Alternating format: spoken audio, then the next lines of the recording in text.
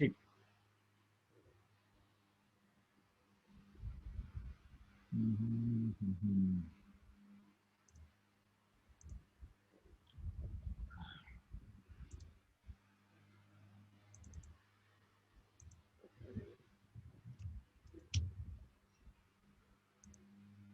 Number का लग रहा है।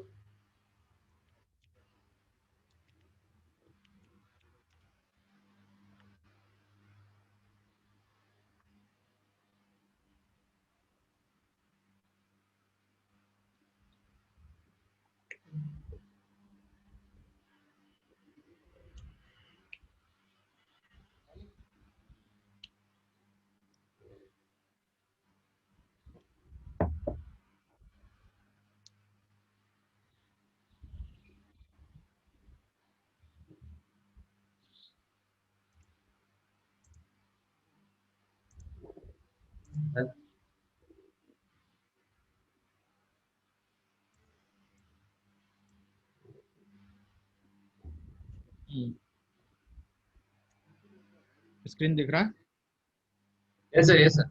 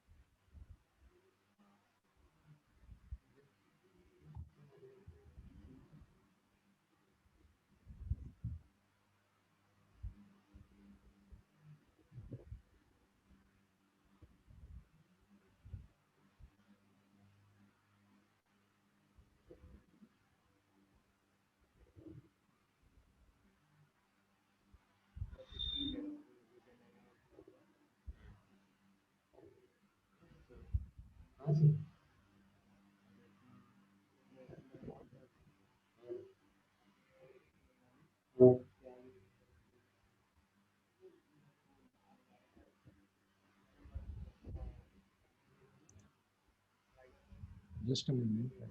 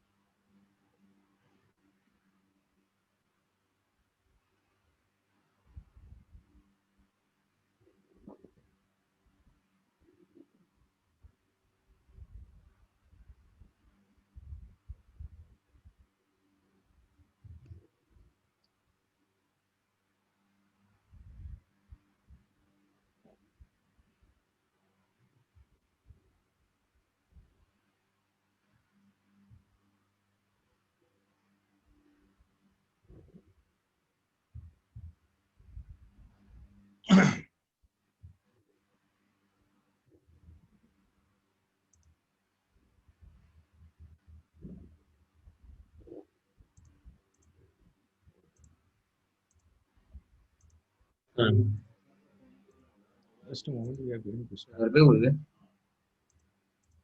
स्टार्ट। जरा मैं देख लूं कहाँ से तुमको किस चीज को लेना है।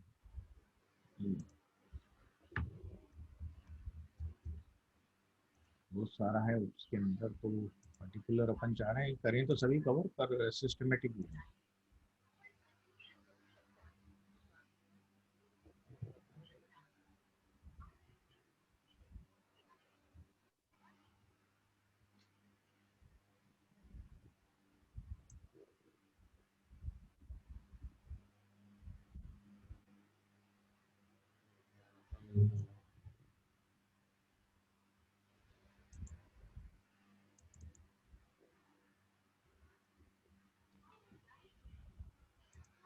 हेलो।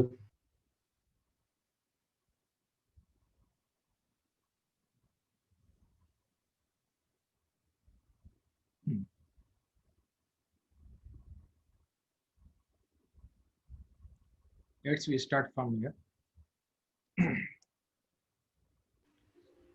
यहाँ हम चालू करेंगे ऑब्जेक्ट ओरिएंटेड प्रोग्रामिंग मेथोडोलॉजीज, जहाँ लिखा है वहाँ से हम चालू कर ये रहे बोल हैं। दो। Okay, am I audible to you?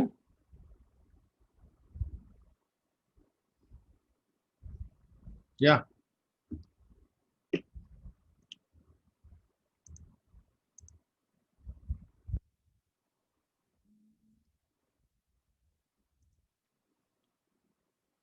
Am I Jubair? जी सर। अपन ये चालू कर रहे हैं ऑब्जेक्ट ओरिएंटेड प्रोग्रामिंग मेथोडोलॉजीज के बारे में पहले हम डिस्कस करेंगे। थोड़ा जी बहुत सर। मैंने आपको पहले समझा दिया है क्लास क्या होता है, ये सब अपन थोड़ा डिटेल में जाएंगे, उसके पहले एक बार इसको समझ लें अच्छे से। Object oriented programming methodology deal with ये कॉन्सेप्ट हैं जिसके साथ ये डील करती है। एक तो इनहेरिटेंस, कल अपन देखा भी था इनहेरिटेंस। एम्प्लॉय के अंदर अपन ने एक प्रोग्रामर इनहेरिटेंस डाला था। हाँ कितने सर। प्रकार के इनहेरिटेंस होते हैं वो यहाँ अपन देखेंगे। पॉलीमॉर्फिज्म के बारे में पढ़ेंगे, ये क्या होता है। एनकैप्सुलेशन पढ़ेंगे और एब्स्ट्रैक्शन पढ़ेंगे, है ना। ये सब ऑब्जेक्ट ओरिएंटेड प्रोग्रामिंग मेथोडोलॉजीज के कुछ कंसेप्ट, ये सब कंसेप्ट अपन समझेंगे। इनहेरिटेंस अपन जानते हैं कि ever heard of this dialect from relative, you look exactly like your father and mother, है ना, कि आप अपने पिताजी और माताजी की तरह लगते हैं। इसका कारण क्या है कि आप इनहेरिटेंस को जो उनकी प्रॉपर्टी लेके आते हैं अपने अंदर, है ना, from the programming expect. It generally means inheriting or transfer of characteristic from parent to child class without any modification, है ना। जो पेरेंट की कैरेक्टरिस्टिक है वो इनहेरिटेंस में आएगी, चाइल्ड में आएगी। The new class is called the derived class. जो भी अपन नीचे जैसे अपन ने प्रोग्रामर एक क्लास बनाई थी, वो एम्प्लॉय का इनहेरिटेंस था, तो वो चाइल्ड क्लास हुई या डेराइव्ड क्लास हुई, है ना।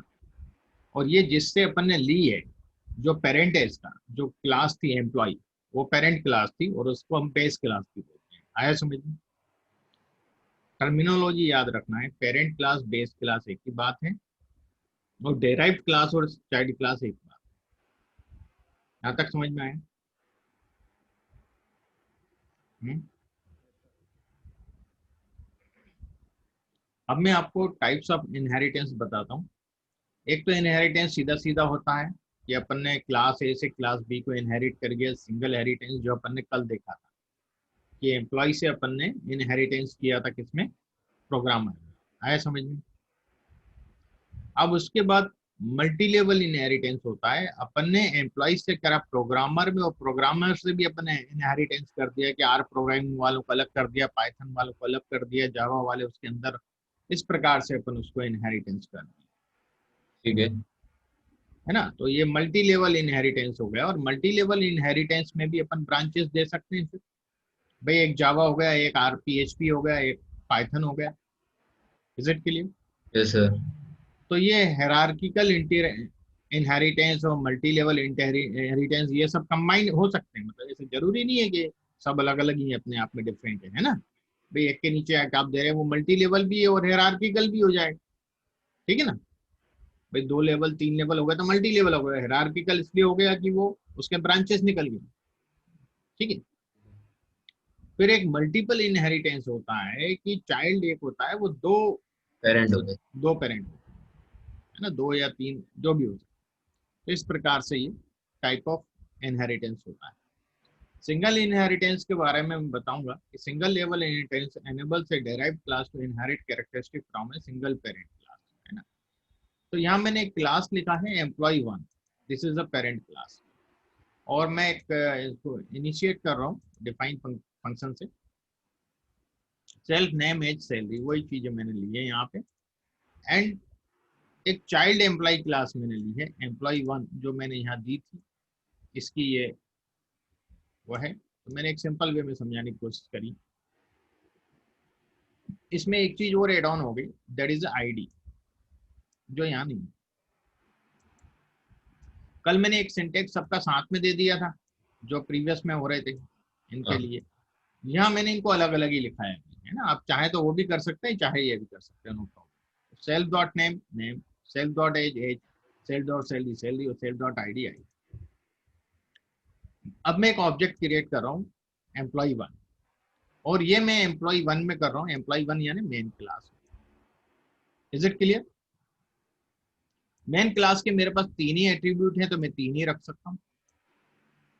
ये तो रख नहीं सकता, आईडी रख सकता हूँ क्योंकि मैं तो ये ले रहा हूँ ना एम्प्लॉयर। क्लास। हाँ, हाँ यदि मैं चाइल्ड एम्प्लॉय ले रहा होता तो मैं चारों रख सकता था,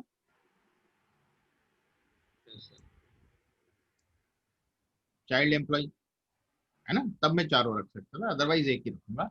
और प्रिंट एम्प्लॉय डॉट एज, ये क्या दे रहा है भाई, कोई दिक्कत कर रहा है?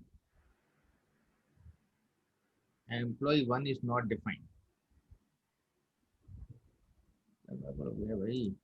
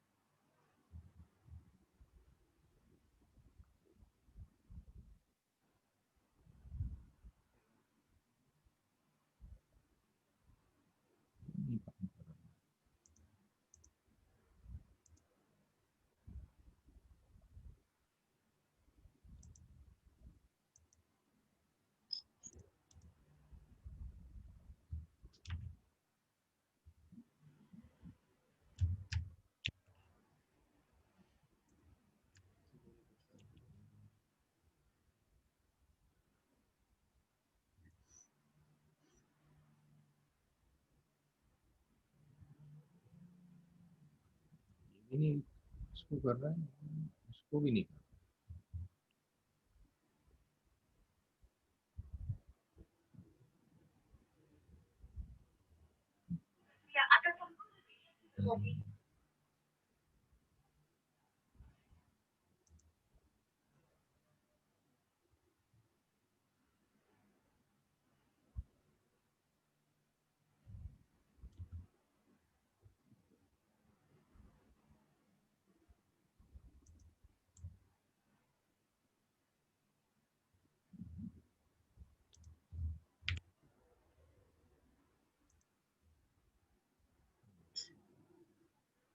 22 दिया ना सर? रहा। हाँ दिया ना, दिया। वो थोड़ा सा ये इसके इंटेंडेंसर ही था क्या?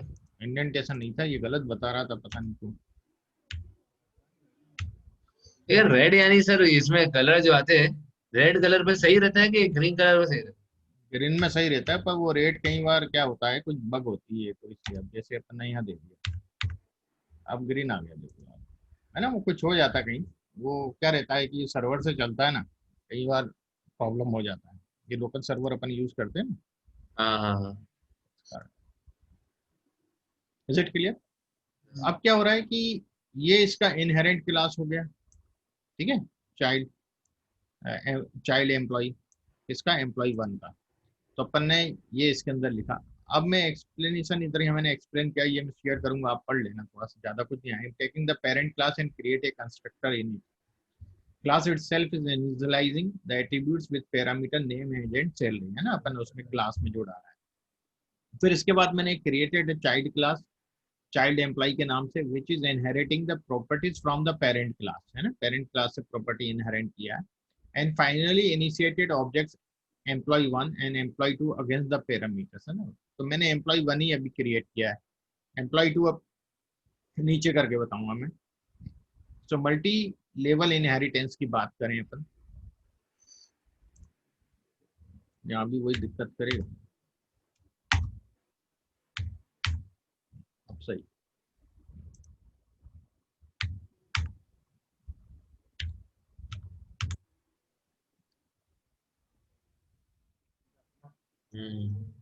यहाँ मैंने एम्प्लॉय वही सब है, और एम्प्लॉय 1 में मैंने वही लिया है जो इसमें है ना, कुछ अलग से नहीं है। First child class, second child class में भी वही लिया हुआ है, चाइल्ड एम्प्लॉय 2।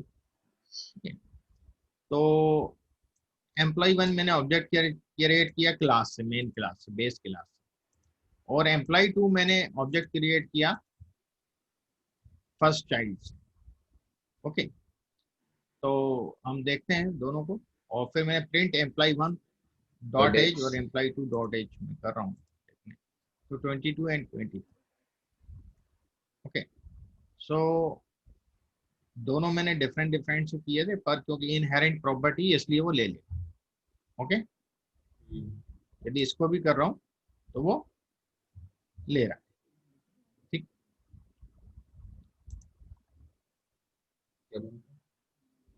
तो ये इस प्रकार से इनहेरेंट को अपन एक्सेस कर सकते हैं, किसी भी तरीके से आप इनहेरेंट में वो प्रॉपर्टी मिल जाएगी, जो ऊपर है वो इनहेरेंट में है, नो प्रॉब्लम। सर एक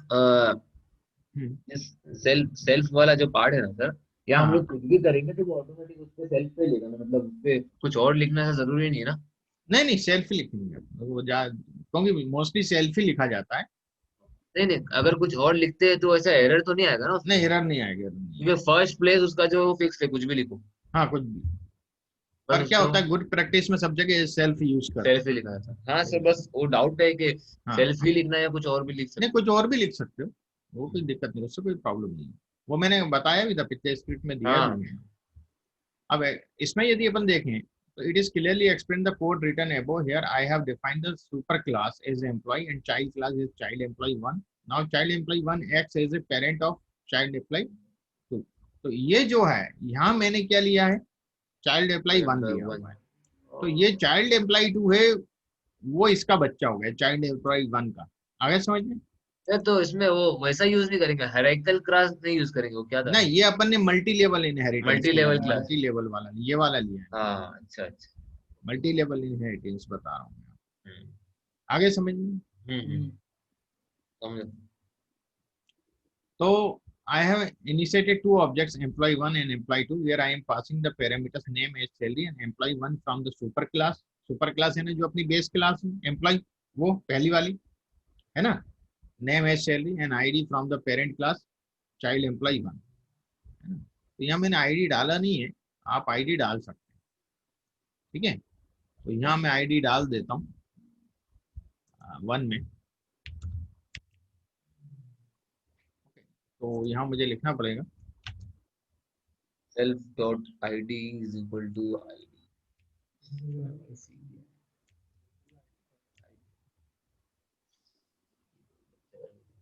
तो अब मुझे यहाँ पर आईडी डालना पड़ेगी,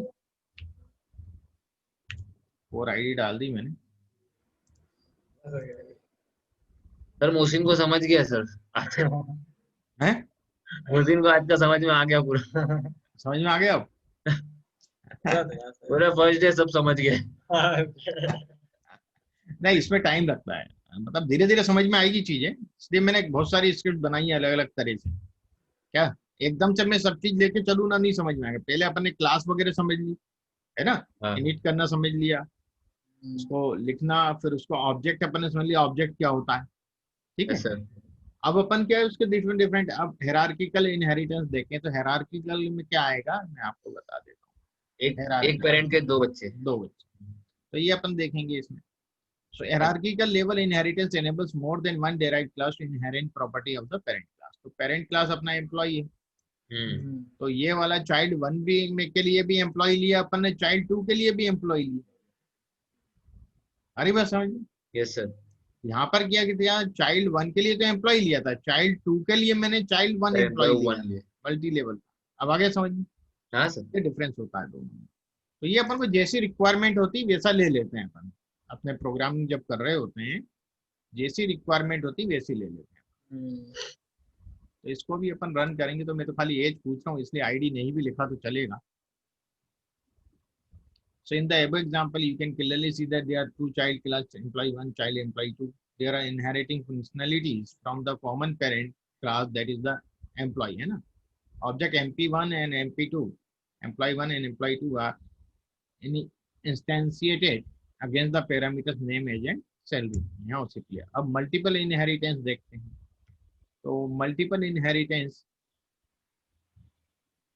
ये अपना मल्टीपल इनहेरिटेंस, 2 पेरेंट, 2 पेरेंट 1 बच्चा, ठीक है। सो क्लास एम्प्लॉय 1 और क्लास एम्प्लॉय 2, ये 2 क्लास मैंने क्रिएट करी।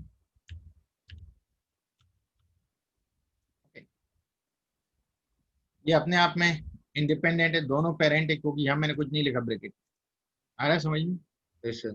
फिर मैंने एक चाइल्ड क्लास डाली,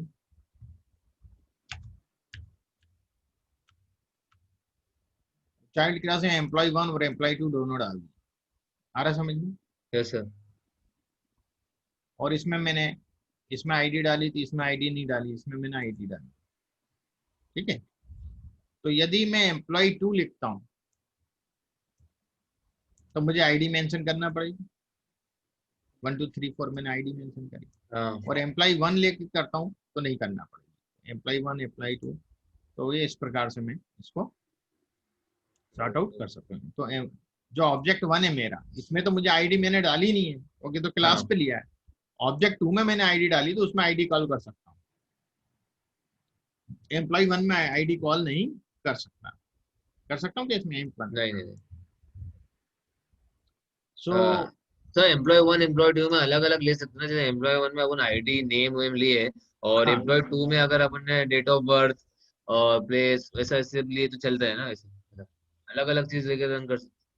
नहीं, पर आपको ये बेस तो डालना ही पड़ेगा ना, पूरा डेटा सेट वहां जाएगा ना, इनहेरेंट तो ये करेगा बराबर ना है, वो। मैं बोल रहा हूँ उसके सर। बाद, हाँ, उसके बाद डाल सकते हैं कुछ भी अलग चीजें, ठीक है। So in above example, I have taken 2 parent class, employee 1, employee 2, and the child class, child employee, which is inheriting both parent class by instantiating the objects employee 1 and employee 2 against the parameters of parent class, है ना। ये था अपना inheritance के बारे में। Inheritance समझ में आ गया आपको? Yes sir. अब तो इजी लगा होगा थोड़ा सा इनहेरिटेंस क्या होता है। समझ गया सर। तो भाई मोहसिन, समझ में आया? हाँ। थोड़ा है ना, धीरे धीरे आप करेंगे अपन काम। क्या क्या इसका क्या अपना प्रैक्टिकल उपयोग अभी नहीं है, तो खाली समझ के रख लेना है। आगे जब प्रैक्टिकल उपयोग आएगा तो आप प्रैक्टिस करोगे उसकी दोबारा से, तो फिर क्लियर होगी चीज। Yes sir. है ना, अभी अपन को नियर फ्यूचर में तो जरूरत नहीं पड़ेगा अपन को, अभी जो अपना कोर्स है इसमें। पर मैं इसलिए पढ़ा रहा हूँ, कल को आप बोलो यार हमने पाइथन पढ़ा है और वो आपसे पूछ ले ये चीज है, तो आप जवाब नहीं दे पाओ उसको, तो वो बोले क्या पाइथन पढ़ा है? बदनामी तो मेरी होगी ना, उस्ताद की बदनामी होगी, शागिर्द की थोड़ी होगी। क्या सिखाया उस्ताद ने? हैं? क्यों भाई? सही है ना? तो इसलिए मैं ये चीज करवा रहा हूँ, नहीं भी करवाता हूँ, वैसे जनरली मैं करवाता नहीं हूँ उप्स, पर क्या है कि एक ईमानदारी से करवा देना मैं बेटर समझता हूँ। हाँ सर। अब कई लोग क्या रहते हैं, एकेडमिक फील्ड के रहते हैं, प्रोफेसर वगैरह रहते हैं, उनको जरूरत नहीं रहती ना इनकी। भाई उनको तो रिसर्च वर्क का काम है, तो इतना जरूरत नहीं रहता उनको, इस चीज की जरूरत ही नहीं पड़ना उनको, तो वो तो रिसर्च तक का पढ़ते हैं, मशीन लर्निंग में जाते नहीं। पर उनको नहीं पढ़ा, तो उनको रिक्वायरमेंट नहीं है ना। सर अभी मार्केट में मशीन लर्निंग वाला चल रहा है, डेटा एनालिसिस का ज्यादा है। देखो डेटा एनालिटिक्स में ही मशीन लर्निंग भी आता है, दो प्रकार का मशीन लर्निंग होता है ना। अच्छा। एक होता है स्ट्रक्चर्ड डेटा के हिसाब से। स्ट्रक्चर्ड डेटा क्या होता है कि आपके पास जो भी डेटा रेक्टेंगुलर फॉर्म में, एक्सेल शीट टाइप में है, एसक्यूएल में है, रो कॉलम में, उसके थ्रू आप कोई मशीन लर्निंग मॉडल बना रहे है ना। तो वो एक प्रकार का मशीन लर्निंग हो गया विद स्ट्रक्चर्ड डेटा। एक होता है machine learning with unstructured data. उसमें आप इमेजेस हैं, टेक्स्ट मैसेज हैं, है ना, आप उसके हिसाब से कोई मॉडल बनाते, वो फिर मशीन लर्निंग डेटा साइंस वाले पार्ट में आ जाता अच्छा। है, आर्टिफिशियल इंटेलिजेंस। तो दो प्रकार से होता था। अपन अभी जो डेटा एनालिटिक्स में कर रहे हैं वो स्ट्रक्चर्ड कर रहे हैं, अच्छा। ठीक है ना। हम्म। अब बात करते हैं पॉलीमॉर्फिज्म, सेकंड कंसेप्ट जो इसका है। अपन ने सबने जीपीएस यूज किया है भाई, गूगल पे किया है नहीं मैप, रास्ता ढूंढने के लिए। और it's not amazing how many different routes you come across for the same destination.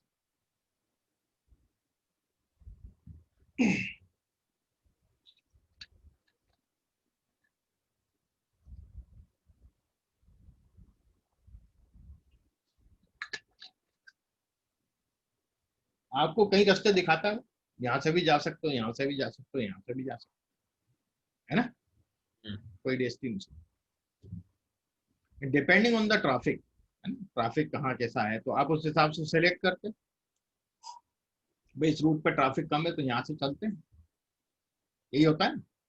Yes. तो from A programming point of view this is called polymorphism. It is one such up methodology which where one task can be performed in several different ways।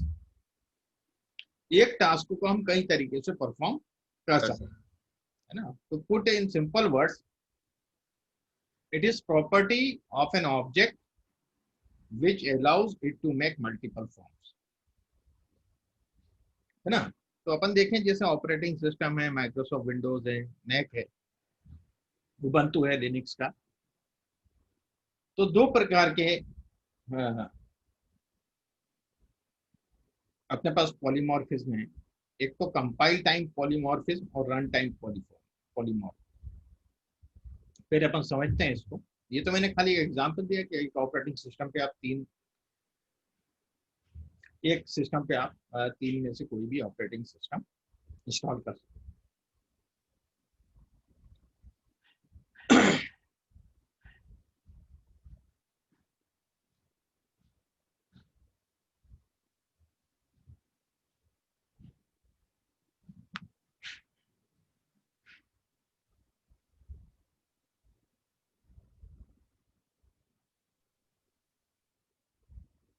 ये क्या होता है, static होता है। Compile time polymorphism जो होता है static polymorphism है, और which gets resolved during the compilation time of the program. का जो कंपाइलेशन टाइम होता है उस दौरान ये रिजॉल्व होता है, ठीक है। One common example method overloading. तो मैं इसको पहले आपको बताता हूँ।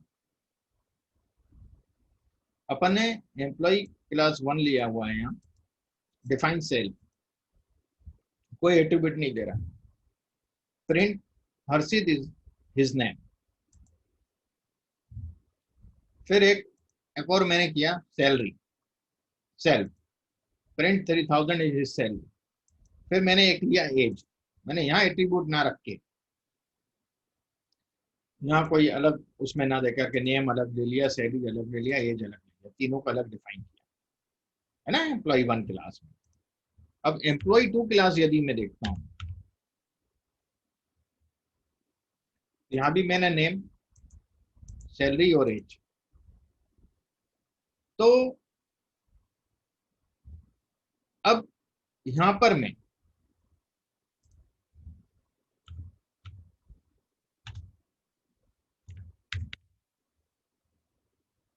एक फंक्शन डिफाइन कर रहा हूँ फंक्शन ऑब्जेक्ट, तो ये ऑब्जेक्ट मैंने एट्रीब्यूट रखा है इस फंक्शन में, ठीक है। इनिट नहीं है ये कि जो यहाँ मुझे सेल्फ की जरूरत पड़े, फंक करके है। Object name, object dot salary और ऑब्जेक्ट डॉट एज, ये तीन मैंने दिए। अब यदि मैं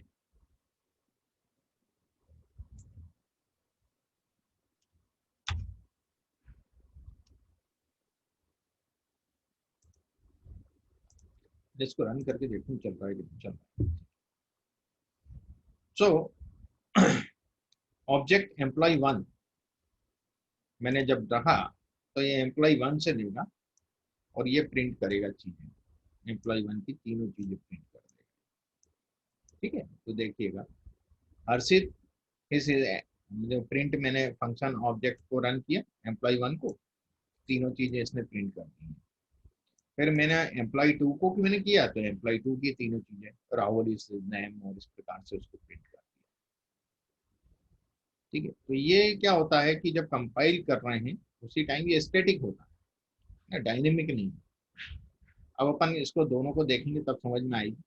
Runtime polymorphism. A runtime polymorphism is also called a dynamic polymorphism, where it gets resolved into the runtime. One common example runtime method override.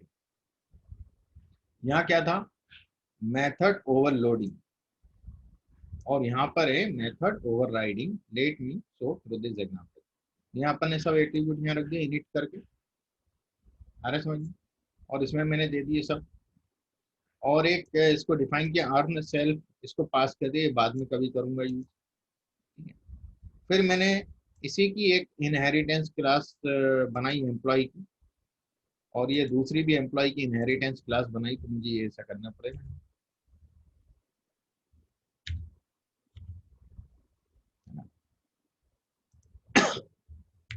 चलिए होता क्या है इसको,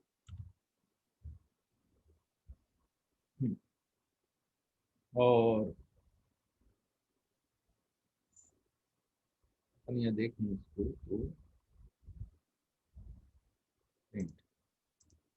तो दिक्कत करेगा।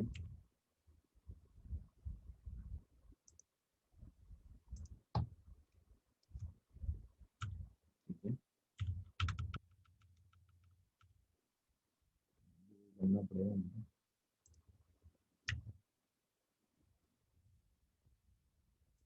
सी child employ and see dot earn. Child employ को मैंने सी ले लिया, चाइल्ड एम्प्लॉय वन को, इसको सी नाम से मैंने कर दिया, और फिर c dot earn, c dot earn मैंने ये अर्न बनाया हुआ है, पास कर दिया इसको खाली एम्प्लॉय, क्योंकि एम्प्लॉय के अंदर and the child employ two, और ये मैं करके देखता हूँ क्या होता है। तो ये दे रहा है indented does not make the outer indentation.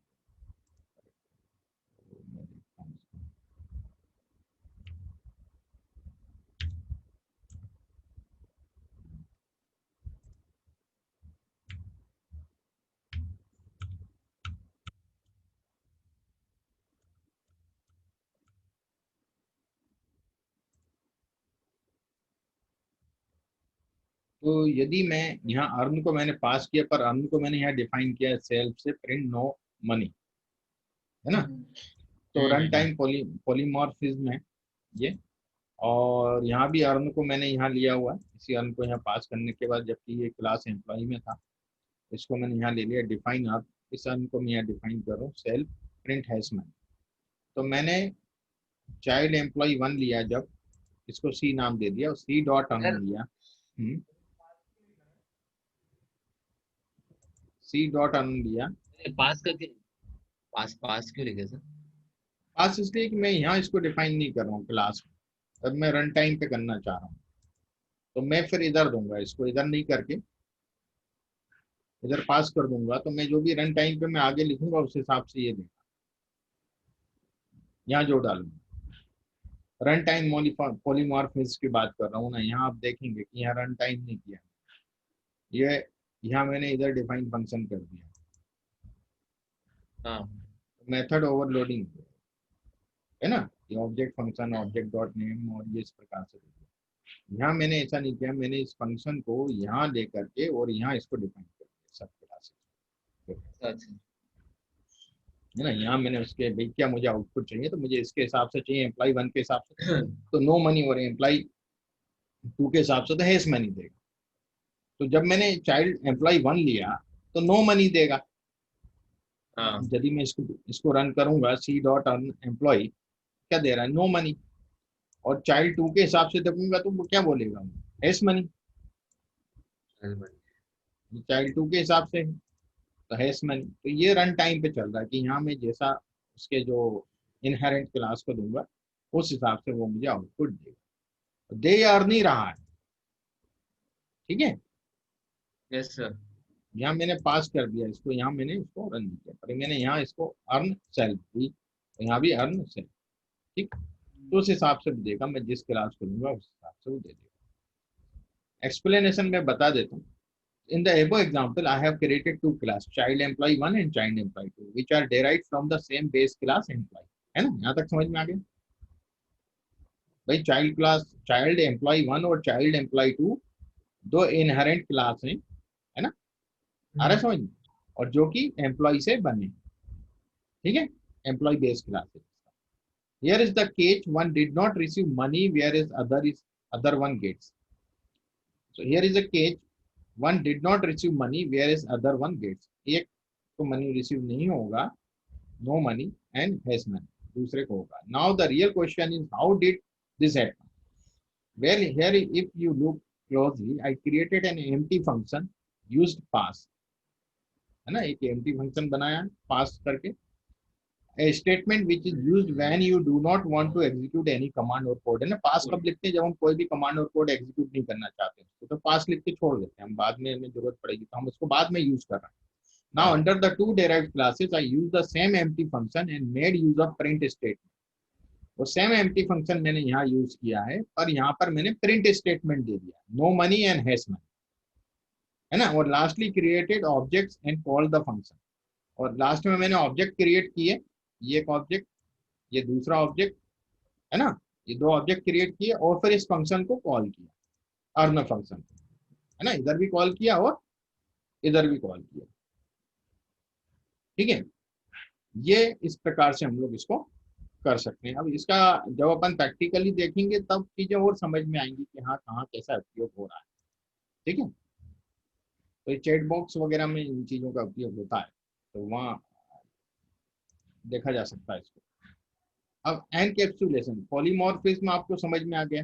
एक तो रन टाइम पॉलीमॉर्फिज्म है और एक आपका कंपाइल टाइम पॉलीमॉर्फिज्म, दो होते हैं, ठीक है। अभी तो अपन को खाली नाम याद रखना है, थोड़ा सा इसको करके देखिएगा और नेट पे सर्च करेंगे आपको चीजें मिलेंगी, क्योंकि डेटा एनालिटिक्स से ज्यादा रिलेटेड नहीं, इसमें ज्यादा डीप में नहीं जा रहा हूँ, छोटे छोटे एग्जाम्पल समझा रहा हूँ। अब एक्सप्लेन एनकैप्सुलेशन की बात करें, in a raw form encapsulation basically mean binding up of data in single class, पूरे डेटा को एक सिंगल क्लास में बाइंड कर, है ना। Python does not have any private keyword, जैसे जावा में होते हैं, जावा आपने पढ़ा हुआ है। अ class should not be directly accessed accessed but be prefixed in an underscore. तो you see एम्प्लॉय में मैंने लिया है और यहाँ मैंने एक self dot name self dot H, है ना, ये मैंने दे दिया इधर, जबकि मैंने सेल्फ लिया, या मैं नहीं लिख रहा हूँ कुछ, और self dot under score self 1 to 4। तो जरा इसको मैं थोड़ा सा क्यों ये ऐसा, अब ठीक है। ऑब्जेक्ट 1 एम्प्लॉय, एम्प्लॉय को मैंने लिया है, और print object 1 dot name, object ने 1 डॉट अंडरस्कोर एज, या अंडरस्कोर एज, अंडरस्कोर क्यों लिया आपने एज और सैलरी में? ये ऐसे अपन एनकैप्सुलेशन के लिए अपन ले सकते हैं। Class should not be directly access but be prefixed in an underscore, अपन तो नेम डायरेक्ट में क्यों एक्सेस नहीं नहीं लिया कर सर? सकते। नेम में नहीं लिया है मैंने, तो वही क्यों अभी सर? अपन देखेंगे जब प्रिंट करेंगे, यू सी।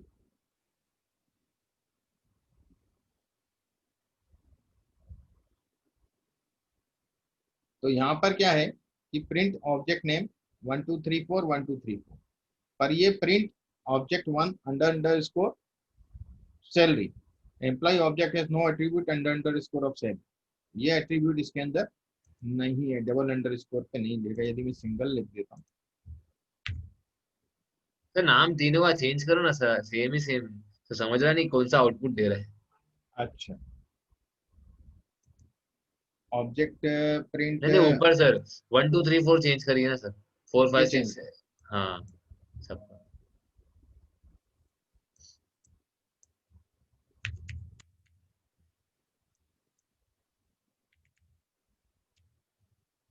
ठीक है। यस सर, प्लीज बोलो ना। थर्ड वाला नहीं देगा, थर्ड वाला नहीं दिया है। थर्ड वाला नहीं देगा। So encapsulation basically means binding up the data in single class. Python does not have any private keyword, unlike Java. So a class should not be directly accessed, but be prefixed in an underscore, underscore. है ना। तो underscore अपन prefix रख सकते हैं, तो उससे वो ले लेगा, अदरवाइज नहीं लेगा। तो दो ले रहा है, सैलरी नहीं ले रहा है, तो सैलरी को you will get an this question, what is the underscore and error. Well, Python class creates a private variable underscore salary, which cannot be accessed directly. हम इसको access नहीं कर सकते, एक private उसने variable बना दी, ठीक है। And so I have made use the setter method, which provides indirect access of them in। Explain करो ना। हाँ, मैं पहले अपन इसको समझ लो, मैंने नीचे एक और इसको एक्सप्लेन किया है, पहले इसको समझने अपन डबल अंडरस्कोर का क्या हुआ। हाँ हाँ। अब मैंने इनिट लिया self, self double score max maximum earn, है ना। तो मैंने डबल अंडरस्कोर लिए हैं, सेल्फ हाँ डॉट सर। अंडरस्कोर, और यहाँ हाँ मैंने सर। कुछ वैल्यू रख दी, हाँ एक 10 लाख, ठीक है। Define earn self print earning is, ये स्टेटमेंट है मेरा, और यहाँ मैंने कर्ली ब्रैकेट दिए हैं, तो फॉर्मेट मतलब ये वाला अमाउंट यहाँ आ जाएगा, ठीक है। डॉट अच्छा। Format self dot this. अब डिफाइन सेट मैक्सिमम अर्न, ये एक और फंक्शन मैंने डिफाइन किया, set maximum earn self and earn. Setter method use to accessing private class, private class को एक्सेस करना है, तो ये प्राइवेट क्लास, तो self dot under max earn equal to earn, है ना। एम्प्लॉय वन एम्प्लॉय क्लास लिया है मैंने, और एम्प्लॉय वन डॉट अर्न, ये मैंने ऑब्जेक्ट क्रिएट किया और इसको कॉल किया, फिर ये एक ऑब्जेक्ट क्रिएट किया, ओके, और इसको कॉल किया, फिर ये ने सेट मैक्स अर्न एक ऑब्जेक्ट क्रिएट किया और इसको कॉल किया। तो अपन देखते हैं, ये देखिएगा अब ये वर्क कर रहा है, क्योंकि मैंने इसको क्या किया है, setter method use for assessing private class, को असेस करने के लिए एक मैंने अलग से सेट मैक्स अर्न, मैंने एक सेटर मेथड यूज कर लिया। तो अब ये उसको दे रहा है मुझे कि हाँ भाई सेट मैक्स अर्न भी मुझे दे रहा है, मैंने यहाँ खाली 10,000 लिखा है, यहाँ भी मैंने 10,000 लिखा है ना। तो ये इसको मैंने यहाँ max earn 1000 and employ one earn, तो ये तो एम्प्लॉय वन की अर्निंग पूरी बता रहा है 10 लाख रुपए, ठीक है। पर यहाँ पर एम्प्लॉय वन अर्न जो है डॉट, यदि मैंने सेट मैक्स अर्न डिसाइड कर दिया है, और सेट मैक्स अर्न के अंदर जो चीज दूंगा वो चीज यहाँ पर ये प्रिंट करेगा, ठीक है। तो ये यहाँ 10,000 ही प्रिंट कर रहा है, क्योंकि मैंने यहाँ पे 10,000, यदि यहाँ पे मैं, तो वही प्रिंट करेगा, ठीक है।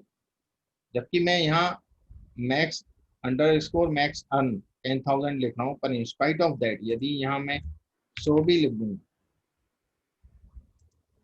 तो ये 10 लाख ही प्रिंट करने वाला। तो जब तक सेटर नहीं दूंगा, सेटर होने के बाद ही वो नया वैल्यू अपन जो यहाँ रखेंगे उसको सेट करें, ठीक है। तो ये making use of the setter method provides indirect access to private class method, है ना। Here I have defined a class employ and used a underscore max earn, which is the setter method used here to store the maximum earning of the employee, maximum earning employee की store कर रहा है, and setter function set max earn which is taking price as a parameter, है ना। So this is clear. Our example encapsulation where we are restricting the access to private class method and then use the setter method to grant access. Setter method का use करके हम उसको access grant कर सकते हैं, हाँ तो आप इसका उपयोग कर सकते हैं, अदरवाइज आप उसका उपयोग नहीं कर सकते। कुछ चीजें प्राइवेट रखना चाहते हैं। इनकैप्सुलेशन का मतलब ये था कैप्सूल के अंदर कोई चीज रखी है आपने, दिख नहीं रहा, ठीक है, एनकैप्सुलेशन। सेटर मेथड यूज करना। अब जो लास्ट कंसेप्ट है वो है abstraction.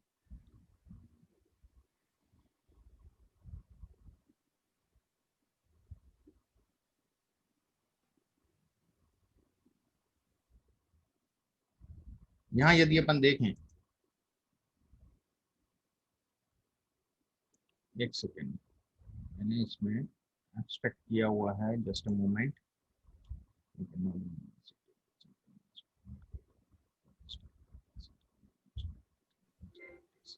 ABC import ABC abstract ये अपने कर लिए employ ABC and define employ ID self ID name age and salary pass कर दिया इसको मैंने खाली। Class child employ employ self ID print ID employ, ये शायद एरर देगा, नहीं दे रहा है। 1 2 3 4 5 एम्प्लॉय आईडी 1 2 3 4।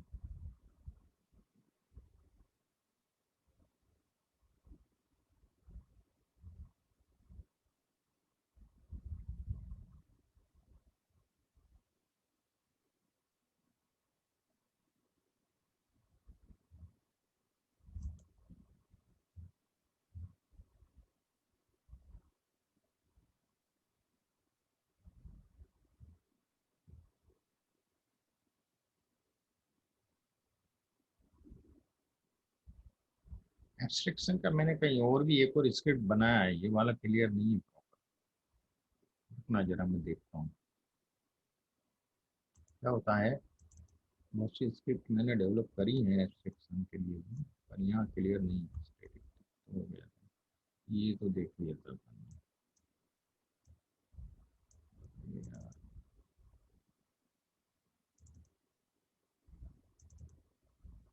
हम्म, इसको restriction,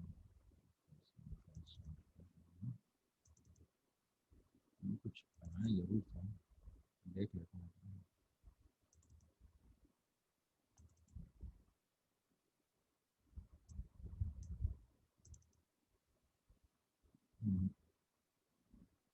ठीक है,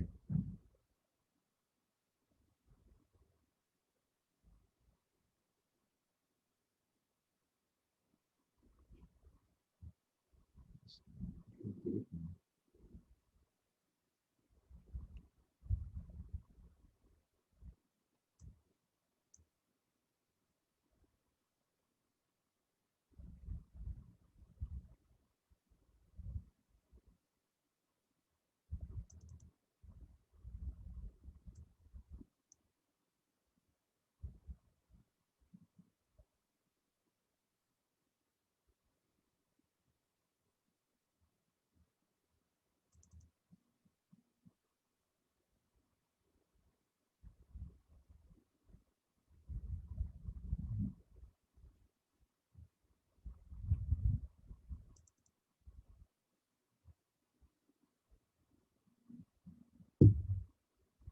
इसको।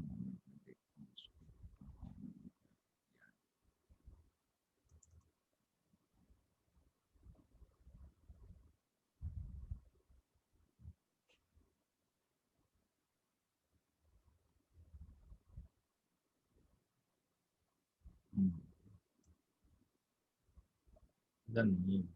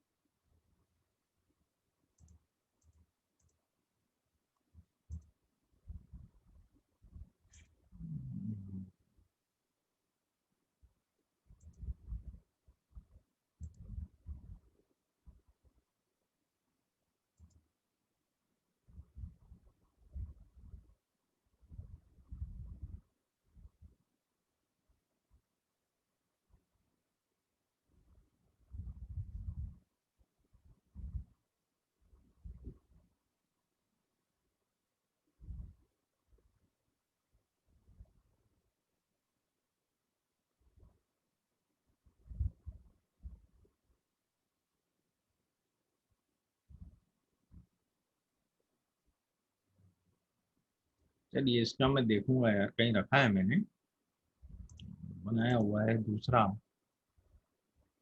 मैं देख लेता हूँ कहीं पड़ा हो तो।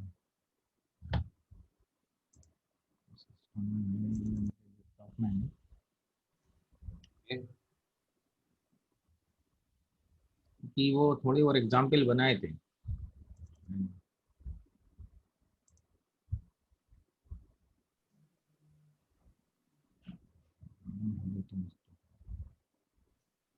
चलिए मैं देखता हूँ, दो तीन एग्जाम्पल और बनाए थे मैंने। तो अभी अपन को एक चीज तो क्लियर हुई कि भाई इनहेरिटेंस का क्या मतलब होता है, मेन वो कंसेप्ट तो क्लियर हुआ उसमें। हाँ सर, वो वाला क्लियर हो गया एकदम। आज एक हम लोग क्लियर उसमें हुआ। थोड़ा प्रैक्टिस भी करेंगे सर। हाँ, तो इनहेरिटेंस का आप लोग पहले कर लो प्रैक्टिस, और बाकी के कंसेप्ट को अपन और देखता हूँ मैं, कुछ इजी मैं बना लेता हूँ। ठीक हाँ है, सर, थोड़ा सा और आज के इजी जैसे ही कर। बना लीजिए सर, जैसा आज हमको हाँ, वो समझे। तो इनहेरिटेंस का जैसे अपन ने कर लिया है, और वैसे ही अपन और बना लेते हैं, और एक टास्क भी मैं आपको दूंगा इनहेरिटेंस का, तो आपको बना के देना है फिर। ठीक है, समझो आप। हाँ सर। टास्क ऐसे कि अपन को दो इनहेरिटेंस बनाना है। एक मैंने बनाया था, बहुत अच्छा बनाया था यार, कॉलेज यूनिवर्सिटी का था, क्या बच्चों का अलग और उनका अलग, एम्प्लॉय हाँ का। दो इनहेरिटेंस लिए थे, उसमें नए लोगों को भी हम कैसे एडमिशन देंगे, तो वो किधर जाएंगे, क्या, तो हम्म। नया ऑब्जेक्ट कैसे क्रिएट होगा, एम्प्लॉय ऑब्जेक्ट है तो वो कैसे क्रिएट होगा, हाँ हाँ स्टूडेंट ऑब्जेक्ट है तो कैसे क्रिएट होगा। उसमें भी हमने कोर्सेज करे थे अलग अलग, क्या। सर। हाँ हाँ तो वो मेरे को देखना है, वो मैंने बहुत अच्छी बहुत बड़ी स्क्रिप्ट बनाई है, वो इसमें हाँ। पता नहीं कहाँ मिस हो गई है, इसी में कहीं होना चाहिए, पर वो मुझे अभी दिख नहीं रही। सर आपके पास कोई पॉइंट ऑफ सेल की स्क्रिप्ट है क्या बनी हुई? इसकी पॉइंट ऑफ सेल, जैसे पॉइंट ऑफ सेल का ऐप रहता है ना सर, जैसे शॉप्स में हम लोग स्टॉक रखते हैं और क्या हम्म, जा रहा है और सोल्ड हो रहा है, सेल क्या हो रहा है दिन में, हम्म, सब सब कुछ है आपके पास बना हुआ सर? उसका देखना पड़ेगा यार। वो मार्केट बास्केट का तो बना है, पर वो आर में ज्यादा किया हुआ हमने काम, क्योंकि प्लेन डेटा एनालिटिक्स है ना वो। हाँ, तो आपके अ, पास बना हुआ है सर? मेरे को एक देखता हूँ जगह मैं आर पे में। हाँ, मेरे अंकल को चाहिए था सर वो प्रोजेक्ट का। तो अच्छा वो अच्छा, तो अगर आपके पास रेडी में है सर तो आप मेरे को देखना बताओ ना। पड़ेगा, मुझे ढूंढना पड़ेगा उसको, है ना। हाँ, मतलब कैसा है आपके पास सर? ये मैंने आर में किया था, मार्केट बास्केट एनालिसिस के किया था। उसमें ऐसा है कि भाई कौन सा आइटम के साथ कौन सा आइटम रखा जाए, या किस अच्छा। आइटम पे, जैसे बोलते हैं ना कि एक के साथ किसी आइटम के साथ कुछ अपन फ्री दे रहे हैं, या कुछ अच्छा वैसा है। डिस्काउंट दे रहे हैं। नहीं नहीं, मेरे को ऐसा चाहिए सर कि स्टॉक भी रहे उसमें, और हम हाँ, लोग बारकोड स्कैनर डाले, जो अगर हाँ, कोई चीज जा रही है दुकान से तो वो स्कैन करके, मतलब स्टॉक में हाँ, से माइनस हो रहा है और दिन में कितने रुपए का सेल हो रहा है वो सब रख। वो सब फिर ईआरपी प्रोग्राम होता है। ईआरपी प्रोग्राम आप ले सकते हैं, उसके लिए परचेस कर सकते हैं, तो उसमें पूरा डिटेल आ जाता है तो ईआरपी में। हमें अगर हम लोग को खुद बनाना है सर वो चीज, तो किस अरे किस बहुत लंबा प्रोग्राम होता है, उसमें इन्वेंट्री भी आ जाता है, उसमें प्राइसेस भी आ जाता है, एवरीथिंग आ जाता है। वो थोड़ा कॉस्टली जरूर पड़ता है सॉफ्टवेयर, जो नहीं, हमारी सिस्टम सिस्टम हम लोग खुद कंसर्न है। बनाए सर अगर तो। है, नहीं अगर हम वो एक्चुअली क्या है, वो सॉफ्टवेयर डेवलपमेंट वाला पार्ट है, समझ रहे हो आप। अच्छा। हाँ इट हाँ। इज नॉट ए, ये एनालिसिस नहीं है वो सॉफ्टवेयर डेवलपमेंट का पार्ट है। जैसे क्या बोलते हैं, टैली होता है ना, टैली सॉफ्टवेयर, हम्म, उस तरह के ठीक है। ईआरपी प्रोग्राम कंपनी बनाती है। एक मेरी सिस्टर कंसर्न है टेक्लिन करके, अच्छा। आप यदि सर्च करेंगे नेट पे, मैं बताता हूँ आपको, ठीक है। वहाँ उसमें भी हम लोग कुछ प्रोडक्टिव ला रहे हैं, मशीन लर्निंग के कंसेप्ट ला रहे हैं उनके डैशबोर्ड पे, है ना। जरा मैं बताता हूँ आपको, जस्ट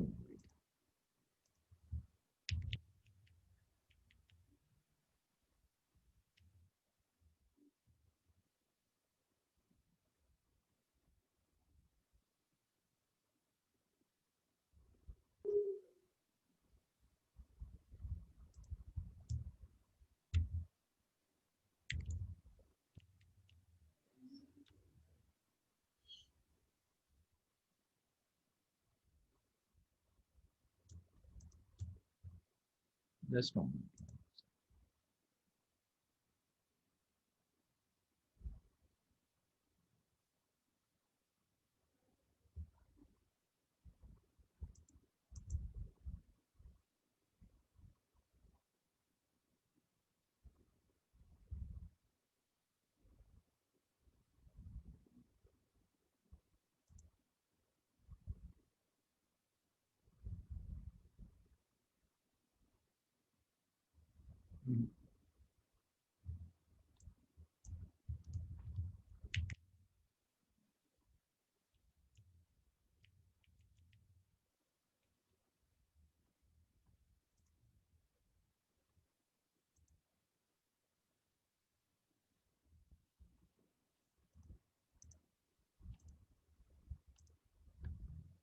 ये दिख रहा है आपको स्क्रीन? हाँ भाई, यस सर दिख रहा है। है ना? तो ERP for industries, ERP for HRMS, ERP for hospital, ERP for college schools. तो ये अच्छा ईआरपी बनती है, ईआरपी प्रोग्राम रहता है। इसके अंदर अपन काफी चीजें मतलब अपन इसमें कर सकते हैं। मार्केटिंग के लिए अलग बनती है, इसमें इन्वेंट्री वगैरह सब अ, हो जाता है इसमें। जैसे डैशबोर्ड वगैरह भी दिखता है, कितना सेल हो रहा है, किस दिन कितना सेल हुआ, है ना? अच्छा, ये तो बहुत हाई लेवल का हो गया सर, है ना? हाँ, ये इसी प्रकार का बनता है इसमें पूरा। अच्छा supply chain management, human resource management, process control, service, inventory, मतलब जैसा आप चाहोगे। मतलब इसमें कई रेंज रहती है, एक कस्टमाइज करके देते हैं ये लोग आपके रिक्वायरमेंट के हिसाब से। अच्छा। क्या नहीं, आप मेरे को बोलोगे सर ना? एक सिंपल पॉइंट ऑफ सेल बनाना है, जैसे एक दुकान में, जैसे हाँ। कैसे दुकान वाले लोग तो इतना उनको नॉलेज तो रहता नहीं है, बस उनको हम्म इतना समझ जाए कि आज का मेरा इतना सेल हुआ है, जो हम्म काम लोग रजिस्टर में करते हैं वो हम्म। चीज उनका फोन में आ जाए टैब में। सही। अच्छा अच्छा। जी सर। हम्म। तो नॉर्मली कंप्यूटर प्रोडक्ट से, नेम डालना है। हाँ सर। कंप्यूटर से फोन से एंट्री तो करना पड़ेगी ना उनको?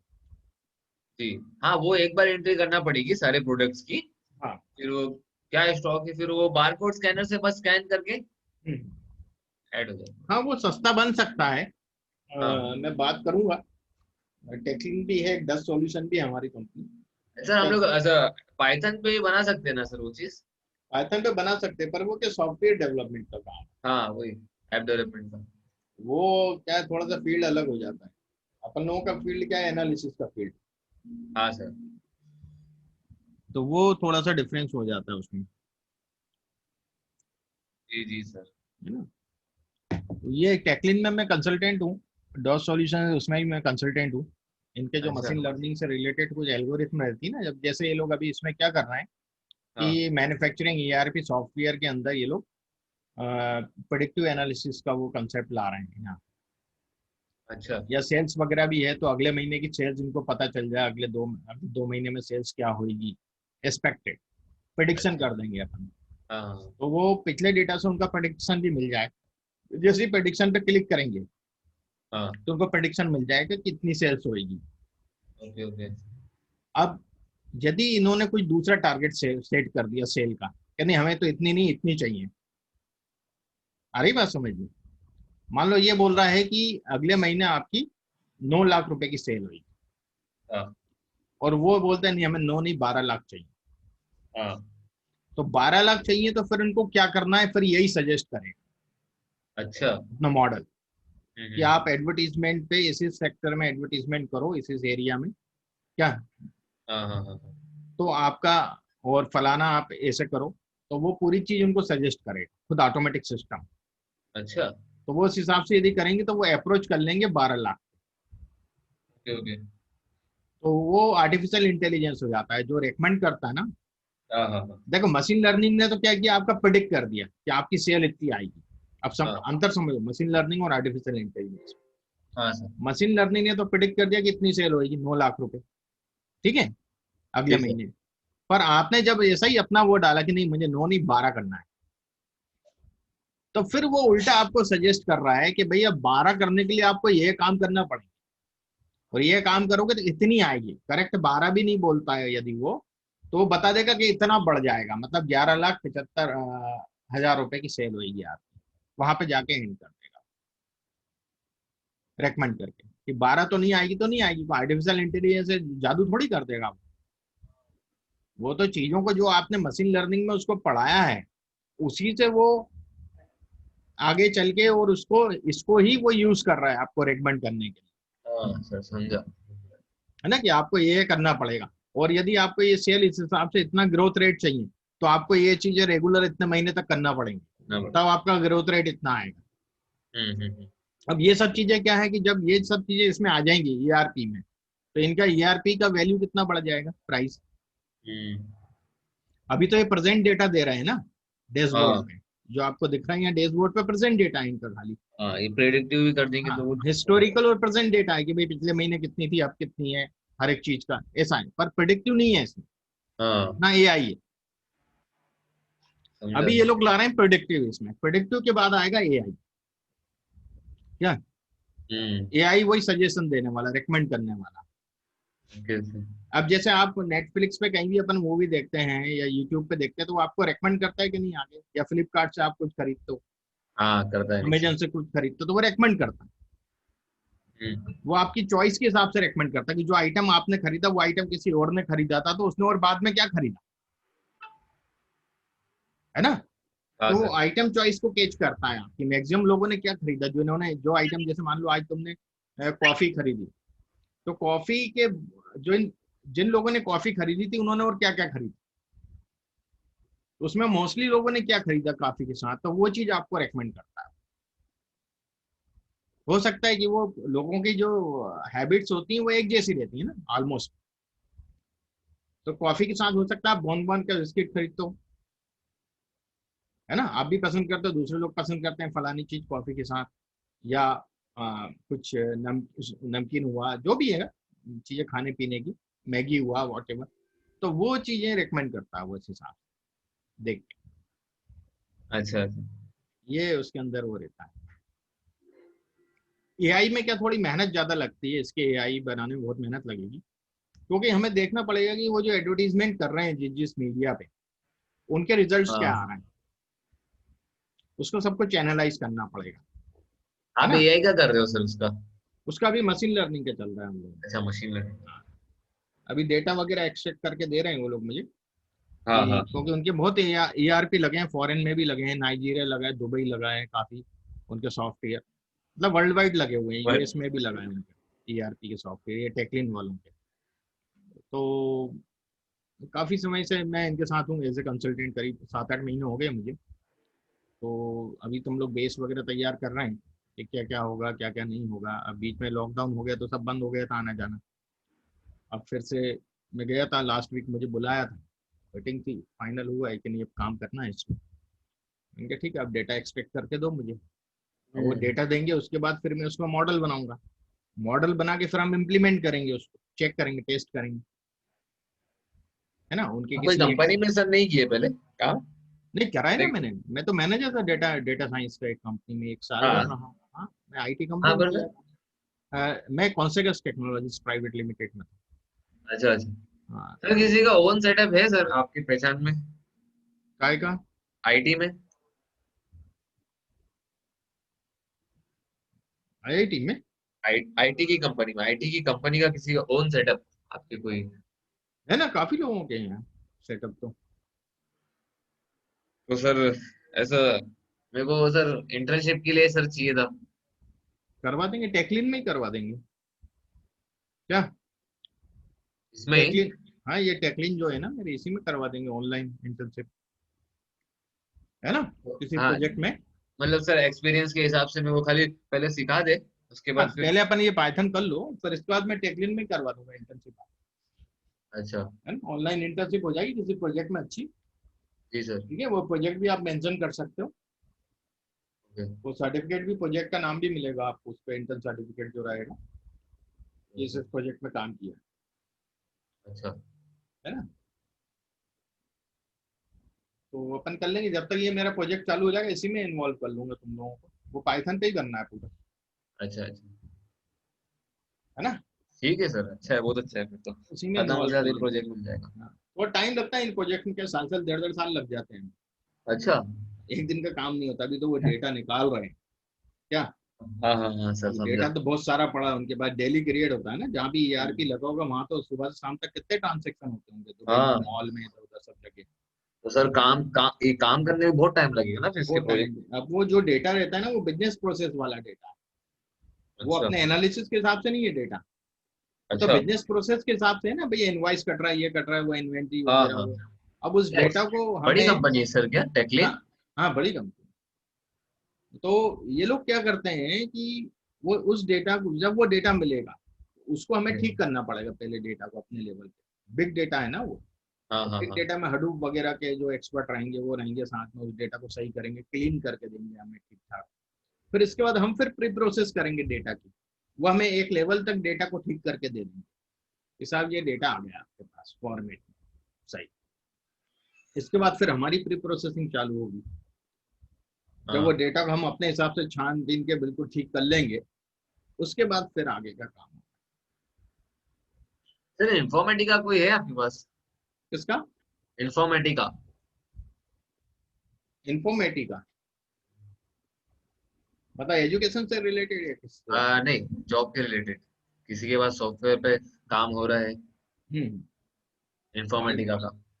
देखना पड़ेगा इन्फॉर्मेटिका का, नॉलेज नहीं है मुझे, है ना। एसक्यूएल या इन्फॉर्मेटिका, एक्चुअली मेरे मैम है सर हम्म।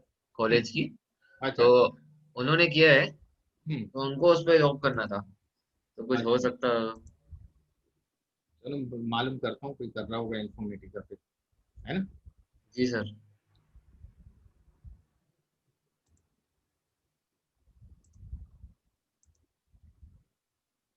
ये देखो इनके हर तरह के ईआरपी हैं, एजुकेशन से रिलेटेड अलग हैं, है ना। हाँ हाँ इसमें student admission, HR staff and payroll, तो ये सब ये किससे हुआ, ये सब उप्स वाला कंसेप्ट लगते हैं इसमें हाँ हाँ सॉफ्टवेयर में, है ना। जो अपन उप्स पढ़ रहे हैं ना, पेरेंटल हाँ हाँ। क्लास और ये सब कंसेप्ट लगते इधर हैं। अपन थोड़ा सा इसलिए पढ़ रहे हैं कि अपन पाइथन पढ़ रहे हैं, तो थोड़ा सा उसको समझ ले, है ना। हालांकि डेटा एनालिटिक्स में उसका उपयोग नहीं है। अटेंडेंस मैनेजमेंट, बैच मैनेजमेंट, फिर एग्जामिनेशन मॉड्यूल, है ना। ओके। हाँ इन्वेंट्री हाँ। And store, e learning, content management system, बहुत सारी चीजें हर तरह के इनके हैं। जैसे आप इंडस्ट्री, एजुकेशन, हेल्थ केयर में देखेंगे, हेल्थ केयर के इनके सॉफ्टवेयर काफी जगह लगे हैं वर्ल्ड वाइड, क्या हाँ सर। काफी लगे।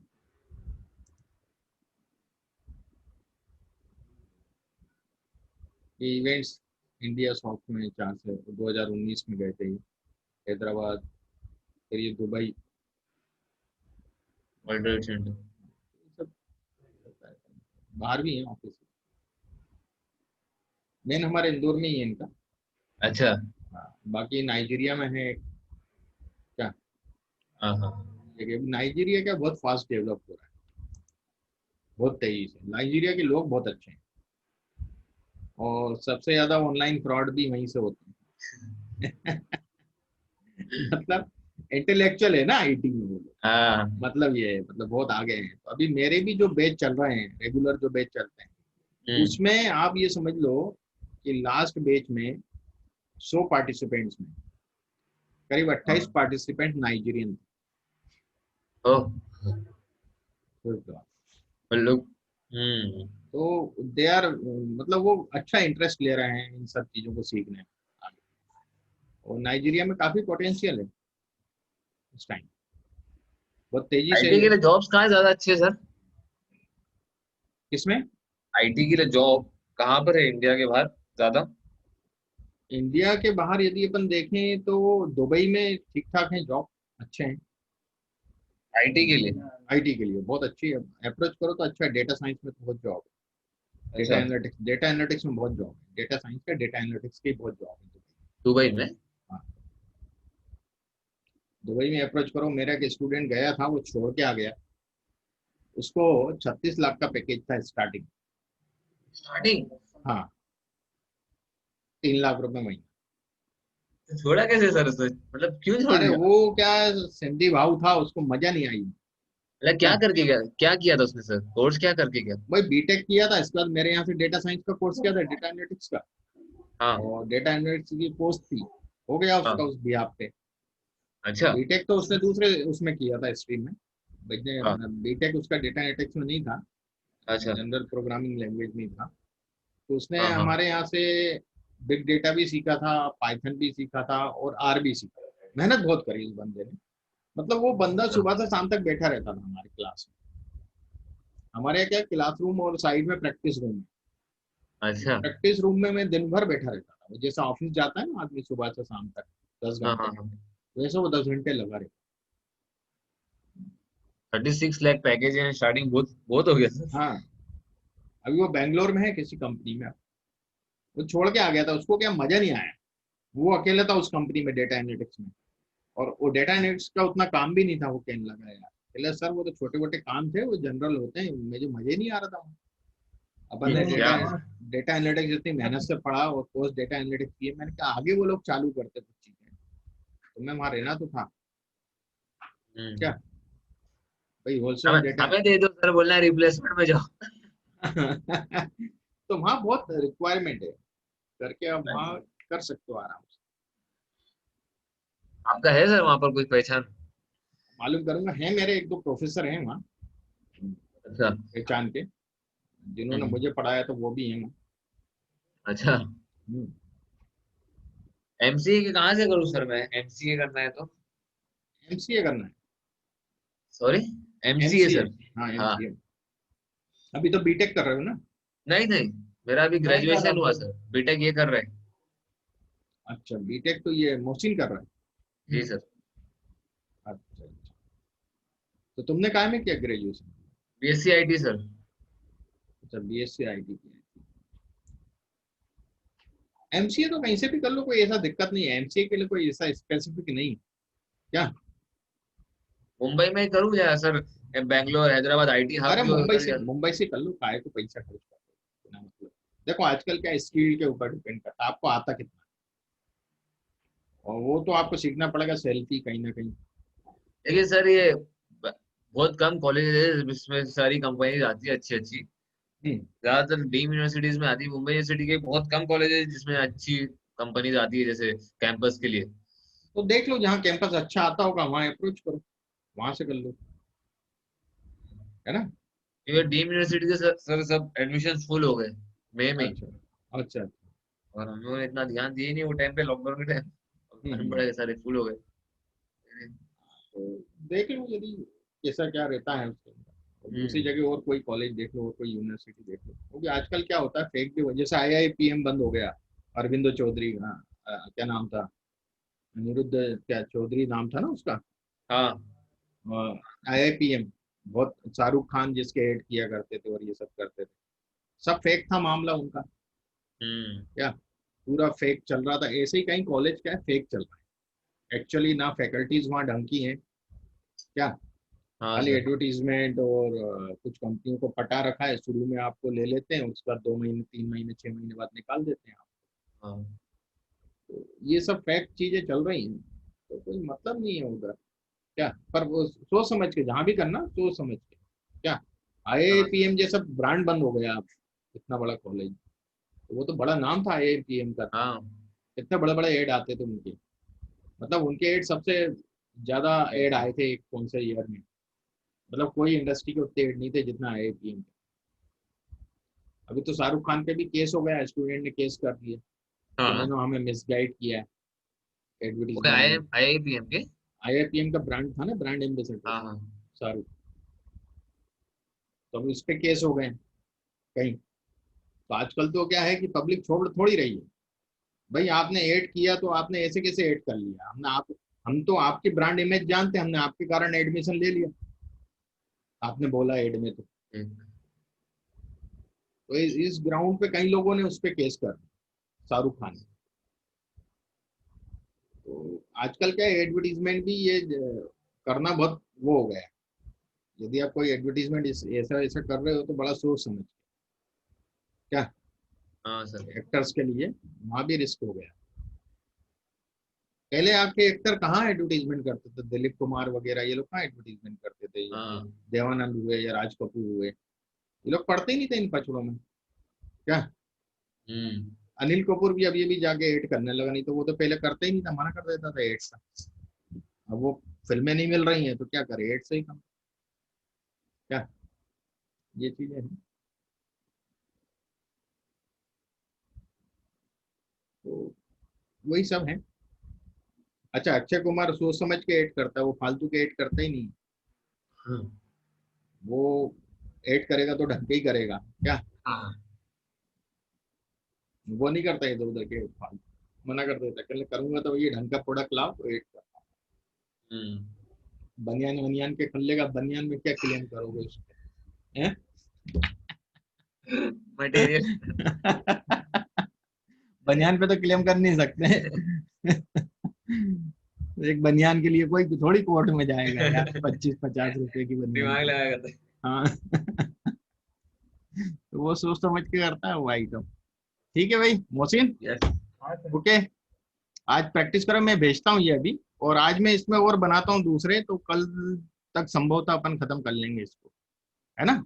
मैं वो स्क्रिप्ट ढूंढता हूँ, स्क्रिप्ट बना के रखी मैंने काफी बड़ी, वो डिटेल में है बहुत, तो आज मैं ढूंढ लेता हूँ उसको, ठीक। ओके। हाँ सर।